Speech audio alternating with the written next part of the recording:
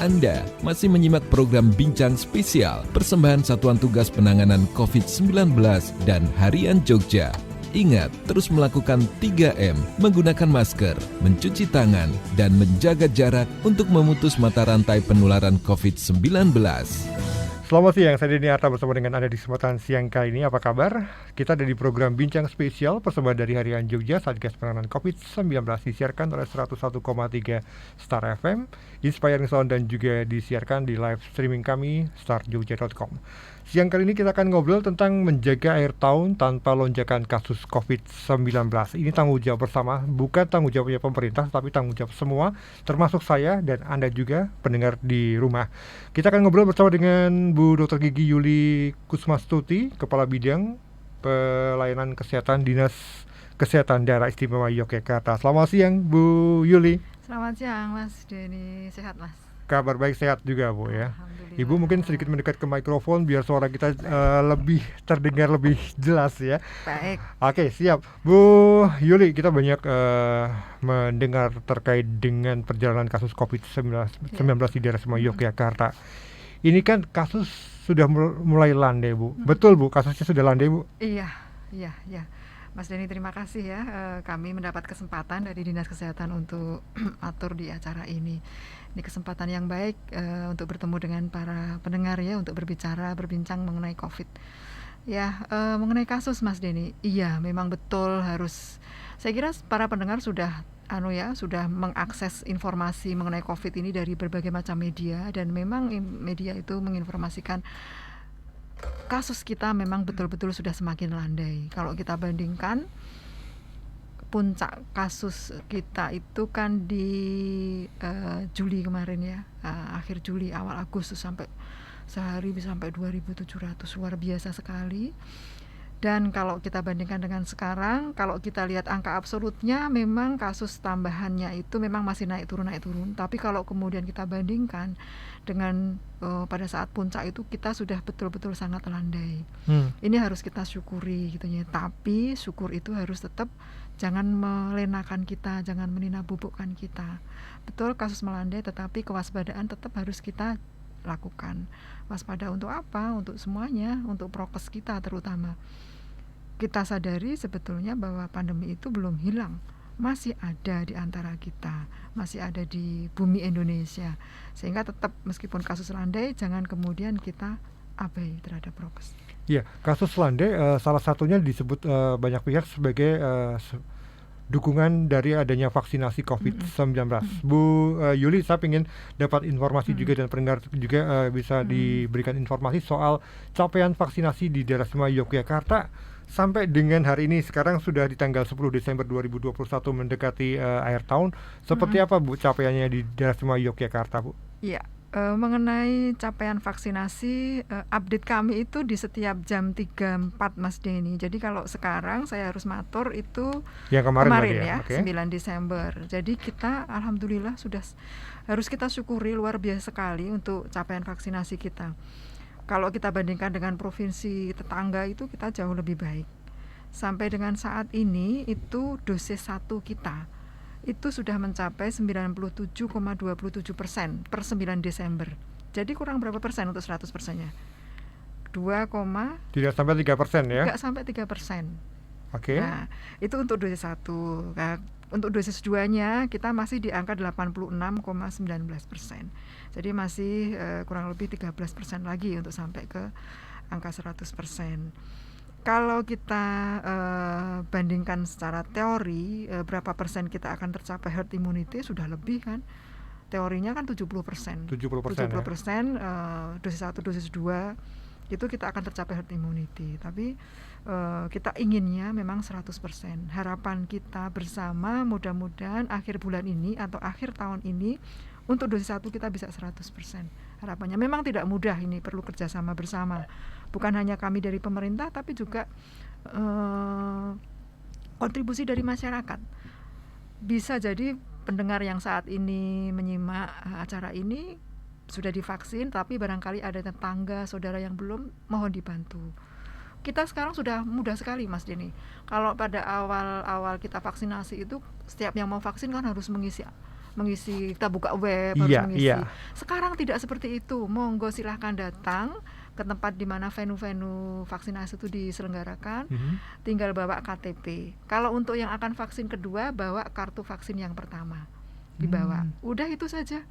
Asal yang bersangkutan itu berdomisili di Jogja, entah KTP-nya KTP Rembang, KTP Jakarta, KTP Medan, monggo silahkan dibawa, karena ketika yang bersangkutan itu adalah berdomisili di Jogja, itu maka menjadi tanggung jawab Yogyakarta untuk memberikan vaksinasi. Bisa datang kemana, Bu?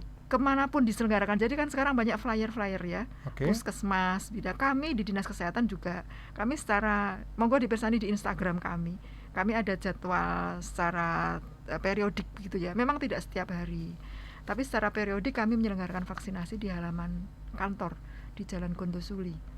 Ada.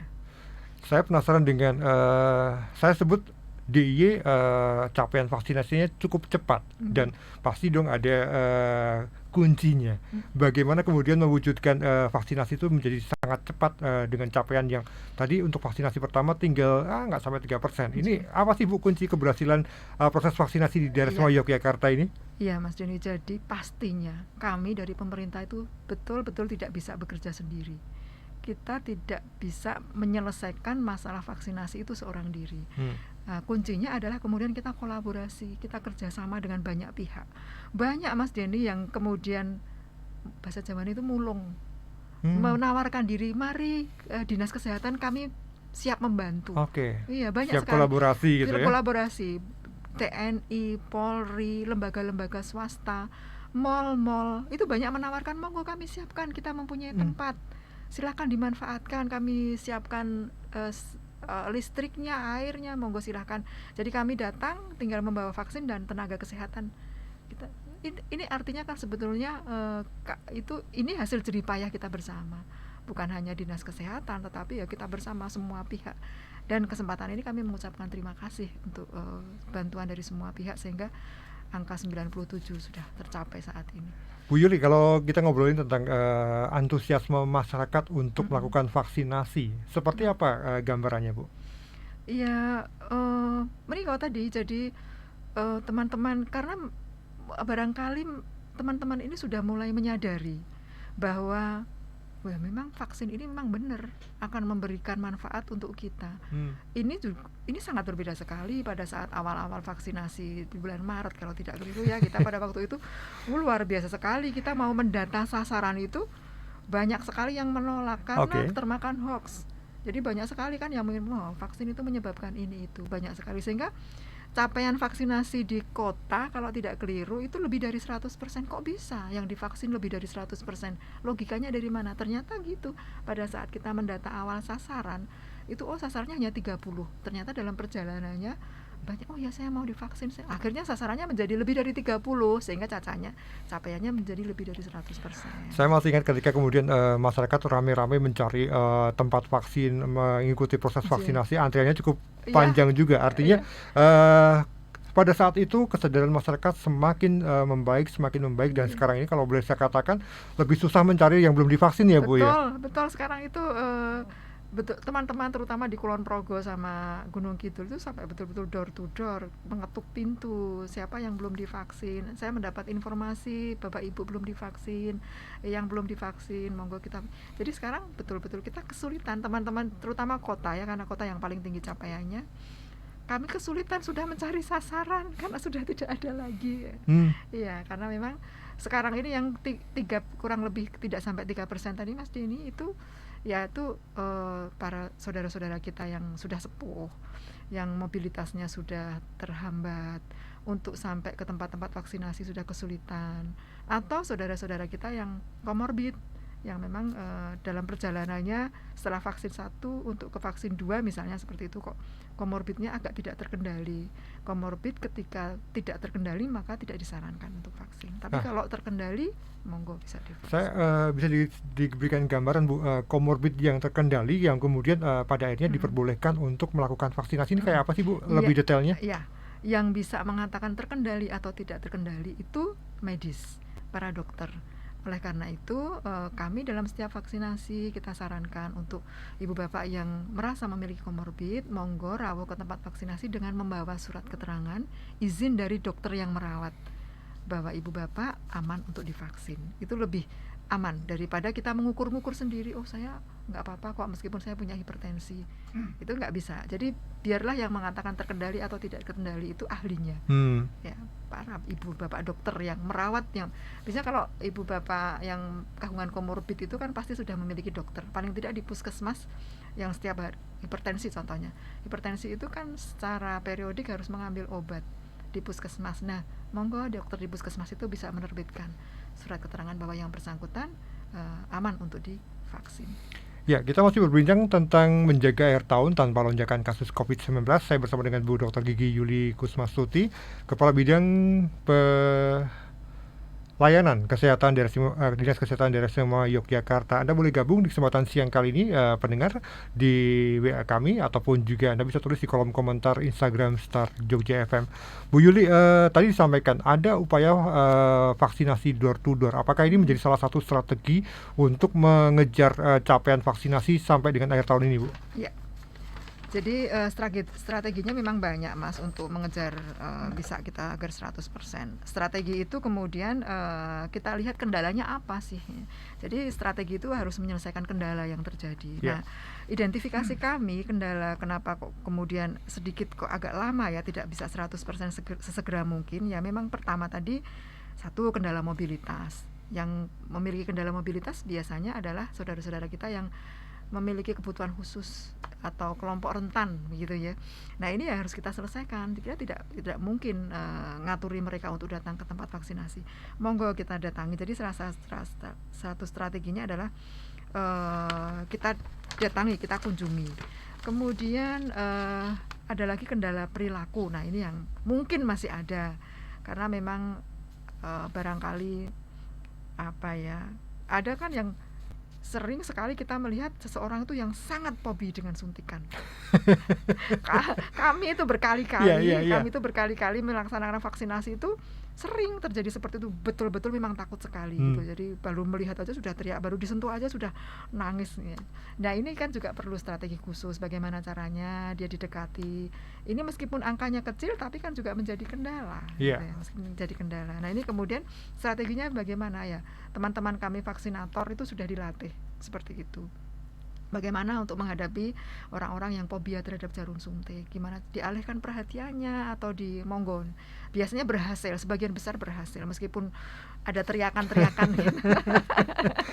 Lucu juga, tetapi ya ini upaya kita bersama. Dan saya salut juga dengan teman-teman yang sangat takut dengan jarum suntik tapi memaksakan diri, artinya kesadaran itu ada meskipun ada rasa takut juga. Nah, kami salut juga.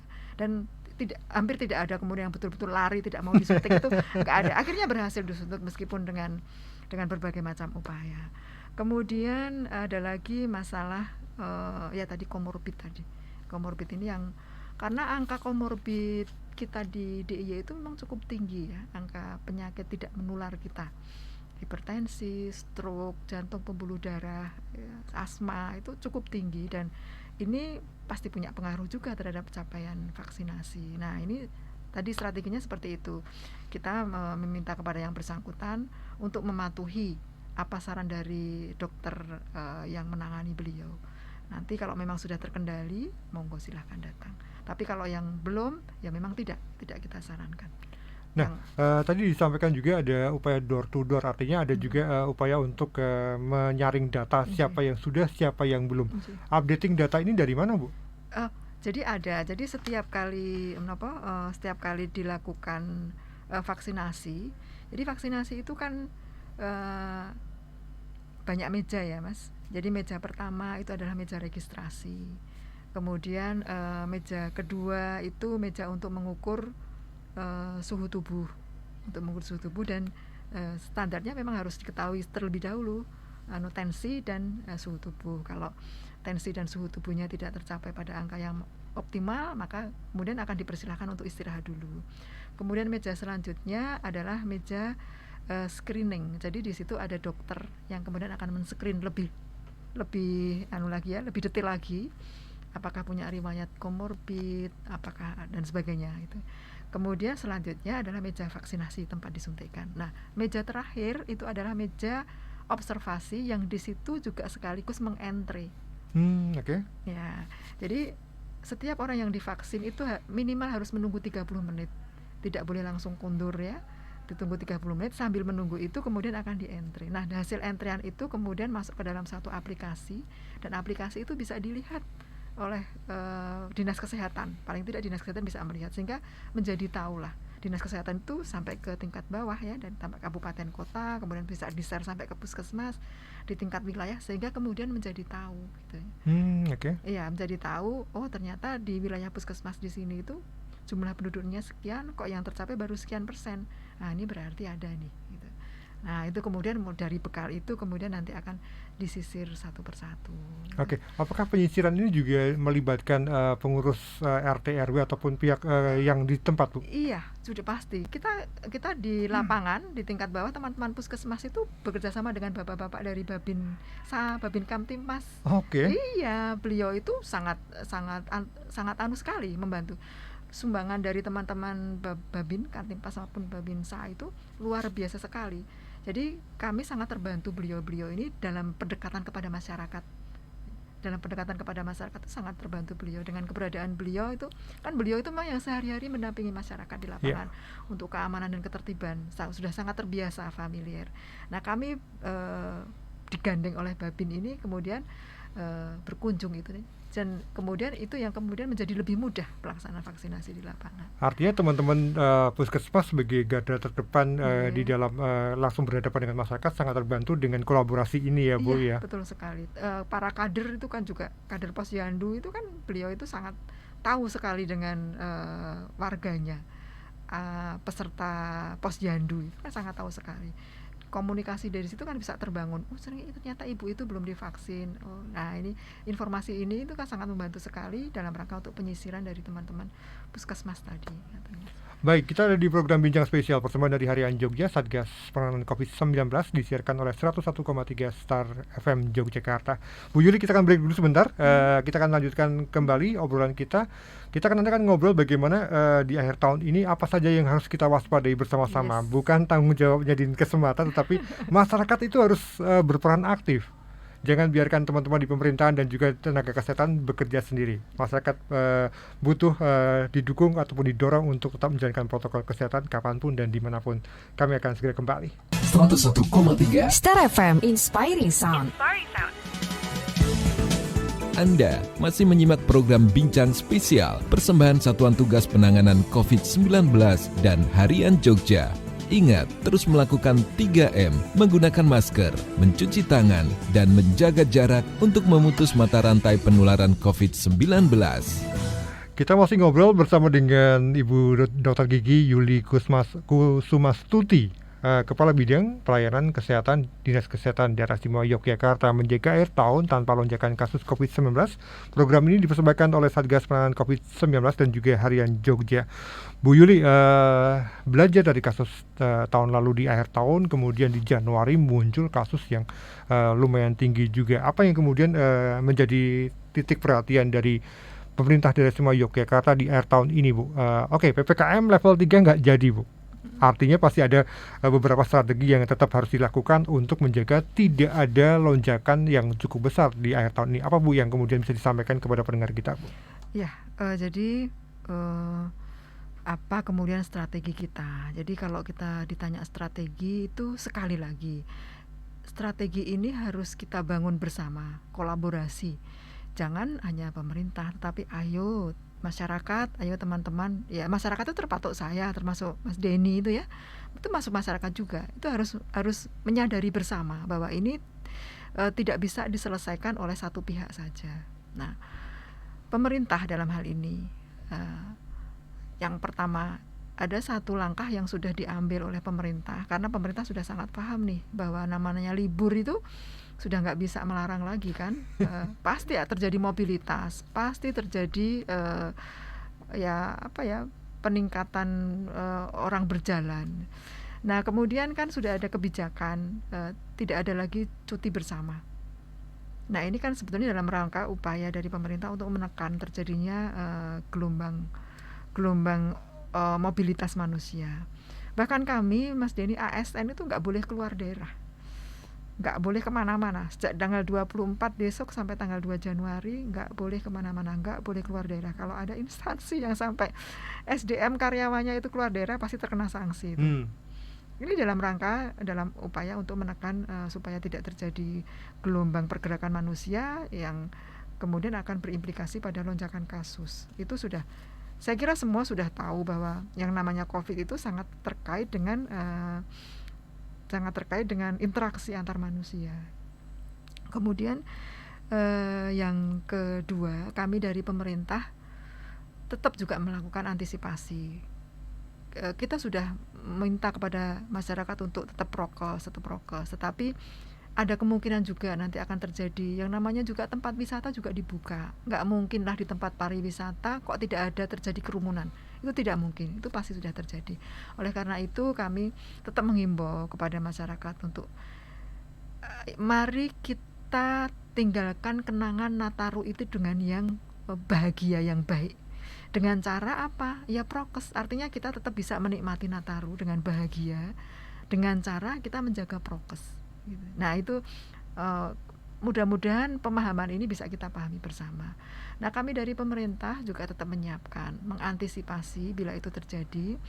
Kami dari Dinas Kesehatan itu sudah menerbitkan surat edaran. Jadi Ibu Kepala Dinas sudah menerbitkan surat edaran kepada seluruh rumah sakit yang ada di DIY bahwa untuk menekan lonjakan kasus di libur Nataru, maka tolong rumah sakit untuk bersiap diri. Banyak yang harus disiapkan. Satu, mengenai ketersediaan ambulan untuk evakuasi medis, tolong dicek kembali kelengkapannya, tim evakuasi medisnya tolong dicek kembali. Kemudian yang kedua, ini yang paling penting nih, tolong disiapkan jangan terlalu lama melakukan konversi bed, tempat tidur yang dari non-COVID untuk menjadi COVID. Jadi gini Mas Denny, pada saat kita puncaknya kasus di awal Agustus tahun kemarin itu kan bed yang tersedia untuk perawatan COVID itu ada sekitar 1.700 sekian gitu. Nah dalam kurun waktu dari puncak itu sampai sekarang, karena kasusnya semakin menurun, maka bed ini kan juga semakin dikurangi. Teman-teman rumah sakit sudah mulai mengalihfungsikan nih, dari tadinya bed untuk pelayanan COVID dialihfungsikan untuk non-COVID, karena kan kasusnya sudah semakin turun. Hal yang wajar. Kenapa? Karena rumah sakit kan tidak hanya melayani COVID. Banyak saudara-saudara kita yang mungkin menderita sakit stroke, jantung, hipertensi, diabetes, itu yang sudah menahan diri untuk tidak datang ke rumah sakit pada masa COVID puncak kemarin. Udah jangan ke rumah sakit dulu, biar rumah sakit konsentrasi ke COVID. Nah sekarang ketika sudah melandai, kasusnya sudah semakin turun, maka teman-teman yang menderita seperti ini akan lagi mengakses kembali rumah sakit. Nah itu membutuhkan tempat tidur untuk mereka, sehingga beberapa bed yang kemarin untuk COVID dikonversi kembali untuk non-COVID. Nah yang sekarang ini kami sudah menerbitkan surat edaran, ayo bersiap diri ya, supaya nanti apabila terjadi maka konversi ini jangan terlalu lama. Tolong kembali, sekarang bed COVID kita sekitar 1.300, sudah turun lah dari 1.700 sekitar sekarang 1.400, kurang lebih, berkurang 300 sampai 350. Ini kita dedikasikan untuk yang teman-teman non-COVID gitu.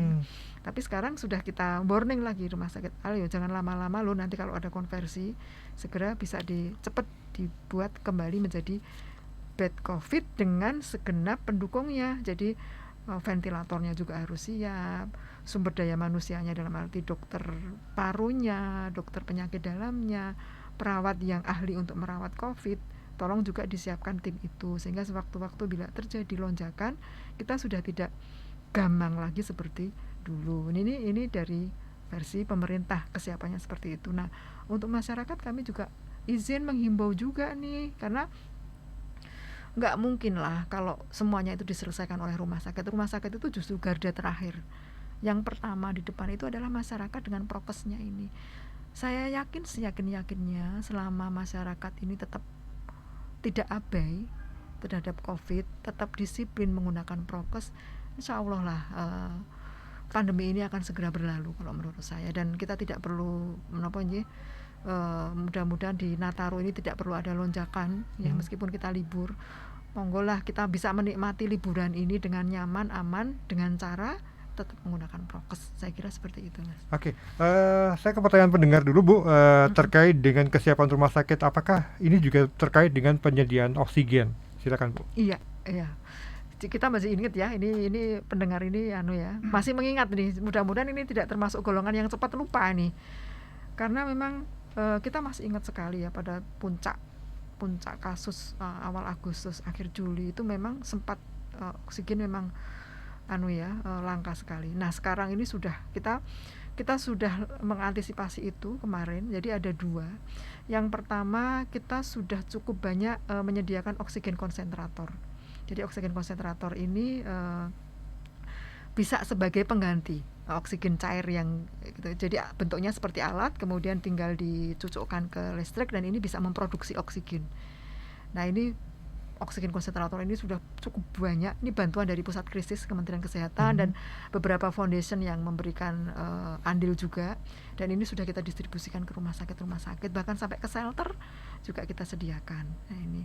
Kemudian yang kedua, pemerintah daerah DIY itu juga membangun omah oksigen, Mas. Di mana itu, Bu? Omah oksigen itu ada di Jalan Kusuma Negara, di Kusuma Negara sebelah selatan jalan. Jadi omah oksigen ini memang 4 generator disiapkan oleh pemerintah daerah DIY untuk memproduksi oksigen yang diperuntukkan untuk masyarakat gratis. Dengan catatan ini oksigen untuk COVID, bukan untuk yang lain. Karena memang dulu perencanaannya untuk itu. Bisa diakses di omah oksigen itu, tapi tetap harus ada rekomendasi dari puskesmas tempat bahwa jadi monggo dipersilahkan tindak ke sana, tapi asal ada rekomendasi dari puskesmas tempat dan dipastikan untuk penderita COVID. Mudah-mudahan tidak terjadi ya, mudah-mudahan harapan kami. Ya, Mbak Sofi, terima kasih terkait pertanyaan seperti ini. Kita dapat berita tentang Omikron. Ya. Apa yang kemudian kita harus pahami dan kita waspadai dari Omikron ini? Bu Yuli mungkin punya penjelasan tersendiri terkait dengan Omikron ini, Bu, yang kabarnya luar biasa juga ini. Ya, memang Omikron, saya kira teman-teman pendengar ini saya yakin sudah mengakses media sana sini ya, cari tahu lah di Google Omikron itu apa gitu ya. Pada awalnya memang kita sempat ketakutan sekali dengan Omikron ini pada awalnya, karena memang kabar yang terjadi Omikron ini ganas dan sebagainya, sehingga sempat menimbulkan ketakutan kita gitu. Tetapi kemudian dalam perjalanannya banyak kemudian pengalaman-pengalaman yang bisa disampaikan oleh negara-negara tetangga yang sudah lebih dahulu warganya itu terkena Omikron, dan berbagai sumber dari Kementerian Kesehatan memang disampaikan bahwa Omikron ini kalau kemudian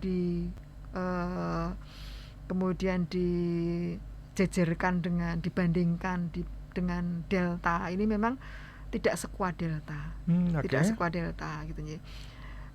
Hanya kabarnya memang lebih cepat menular, mudah sekali menular, tetapi kemudian apabila terjangkit itu memang kemudian tidak seberat gejalanya seperti gejala kalau terjangkit yang varian Delta.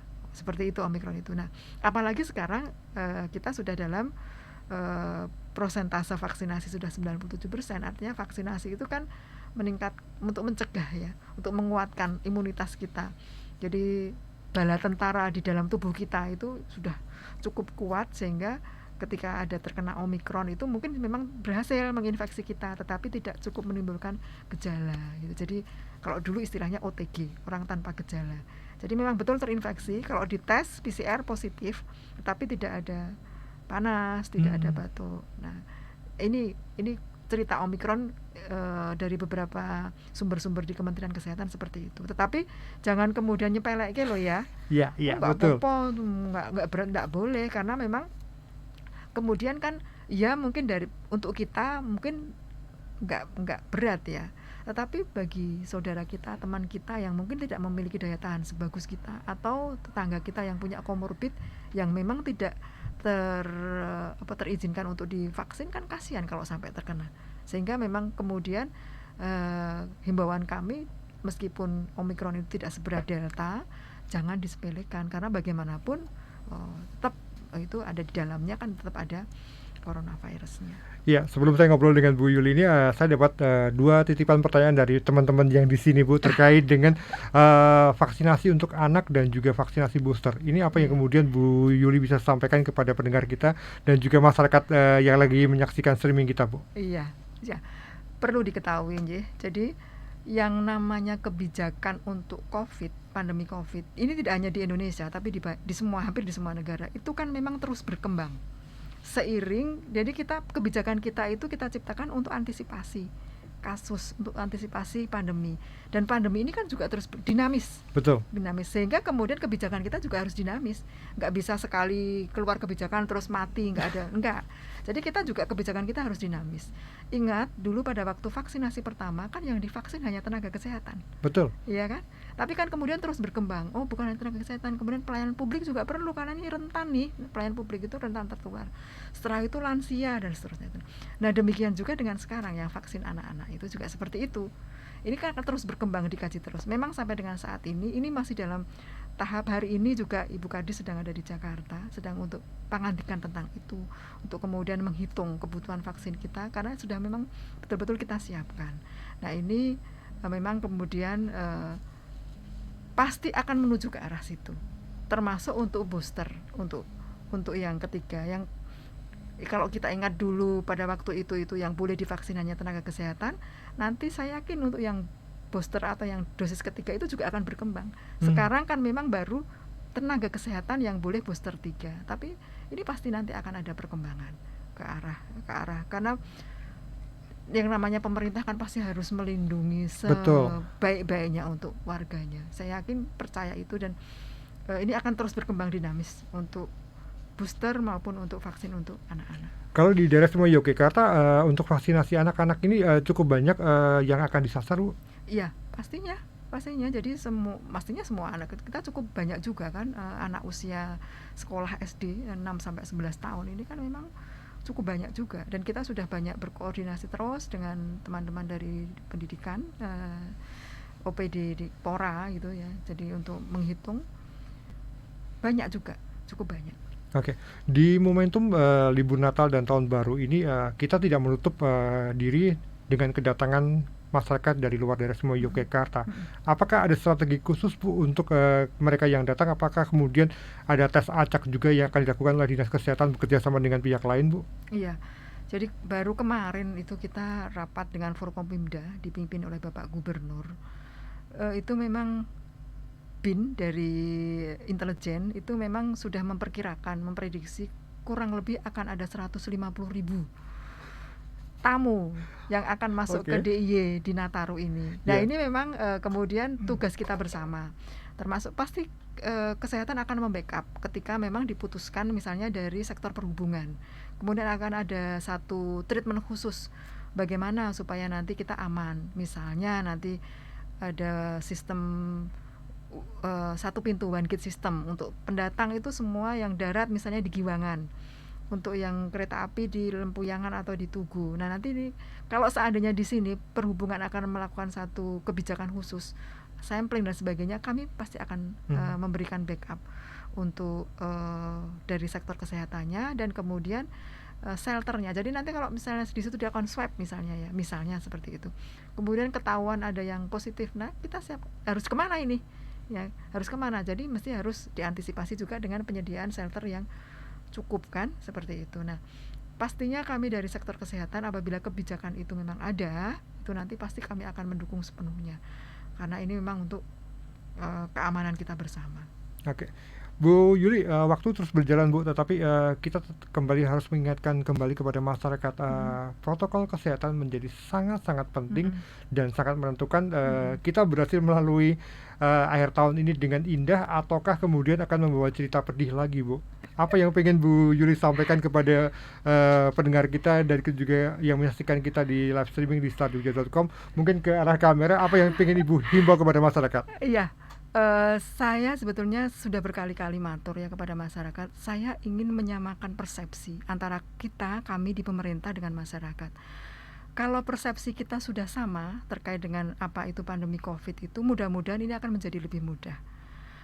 Saya ingin menyamakan persepsi bahwa sebetulnya begini, pandemi ini akan sebentar atau lama, akan panjang atau pendek, masa pandemi ini tergantung kita kok. Tergantung kita. Kalau kita semakin abai terhadap prokes, itu yakin itu pasti akan lama pandemi ini, dan ini semua kita akan merugi semua. Tapi kalau kita tidak abai, kita betul-betul disiplin terhadap prokes.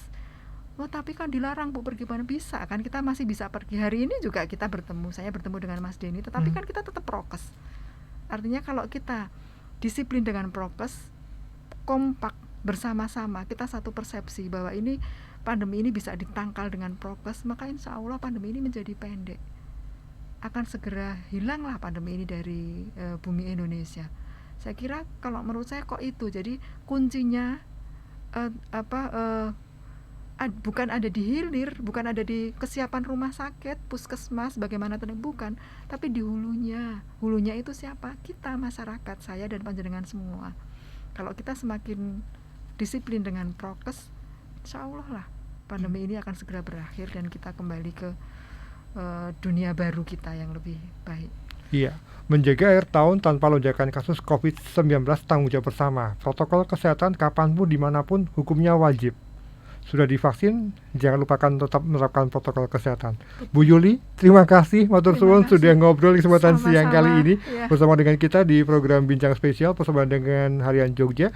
Saya bergabung ngobrol banyak dengan Bu Dr. Gigi Yuli Kusmastuti, Kepala Bidang Pelayanan Kesehatan Dinas Kesehatan Daerah Istimewa Yogyakarta. Terima kasih Bu Yuli. Sama-sama. Program ini dipersembahkan oleh Harian Jogja, kemudian Satgas COVID-19, Satgas Penanganan COVID-19, dan disiarkan oleh 101,3 Star Jogja FM, Inspiring Sound. Terima kasih untuk kebersamaan Anda. Selamat siang, sampai jumpa.